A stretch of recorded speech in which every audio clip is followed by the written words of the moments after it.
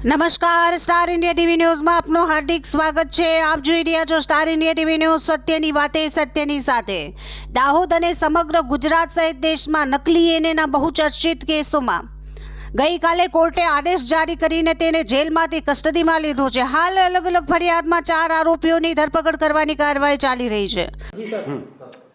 બનાવની હકીકત એ પ્રકારની છે કે દાહોદ ખાતે જે એને લગતના અલગ અલગ ગુનાઓ દાખલ થયા હતા એ પૈકી આજરોજ અન્ય ગુનામાં અટક થયેલા આરોપીઓ પૈકી શેષવ પરીખ, અદનાન વોરા, રાહુલ ચાવડા અને ડીકે પરમાર આ 4 આરોપીઓને અન્ય ગુનામાં અટક કરવા માટે નામદાર કોર્ટમાંથી હુકમ મેળવી જેલમાંથી કબજો મેળવવામાં આવેલ છે અને તેમની અટકની પ્રક્રિયા હાલમાં ચાલુમાં છે। આ તમામ આરોપીઓ છે એ અલગ અલગ ગુનાઓમાં અગાઉ અટક થઈ ચૂકેલા હતા અને હાલમાં જ્યુડિશિયલ કસ્ટડીમાં હતા, પરંતુ તપાસ દરમિયાન જે અન્ય ગુનો દાખલ થયો છે એમાં પણ નામ ખુલી આવતા તેમને એ ગુનાના કામે પણ અટક કરવા માટે હાલમાં કસ્ટડી સંભાળેલી છે। હાલમાં જે કસ્ટડી છે એ ટીડીઓસીની જે ફરિયાદ હતી એમાં તેમને અટક કરવાની પ્રક્રિયા ચાલુમાં છે।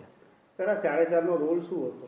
4-4ના રોલમાં જોવા જઈએ તો શેષવ પરીખ અને અદનાન વોરા એનો રોલ એ પ્રકારનો છે કે જમીનના માલિકો પાસેથી એને કરાવવા માટે પ્રક્રિયા પોતે સંભાળી વચેત્રીએ કામ કરી અને એનો હુકમ ખોટો બનાવવામાં મદદરૂપ થયા હતા। જ્યારે અન્ય 2 લોકો રાહુલ ચાવડા અને ડીકે પરમાર એમનો રોલ એ પ્રકારનો છે કે સિટી સર્વે કચેરીમાં જે પ્રોપર્ટી કાર્ડ યોગ્ય નિર્ધારિત કાયદાકીય પ્રક્રિયા અનુસાર બનાવવું જોઈએ એમના બદલે એ પ્રક્રિયાને બાયપાસ કરીને સીધું જ પ્રોપર્ટી કાર્ડ બનાવી આપ્યું હતું આ ખોટા હુકમનો ઉપયોગ કરીને અથવા અન્ય કોઈ રીતે। આ કારણોસર આ 4 લોકોને ફરીથી હિરાસતમાં લઈ અટકની કાર્યવાહી હાલમાં ચાલુમાં છે। સર, આમાં જે ગુનામાં અટક કરવામાં આવી હતી એ ગુનામાં કેટલા લોકો વિરુદ્ધ ગુનો દાખલ થયો? આમાં ટોટલ 70 લોકો સામે નામજોગ ફરિયાદ દાખલ થઈ હતી જે તે સમયે।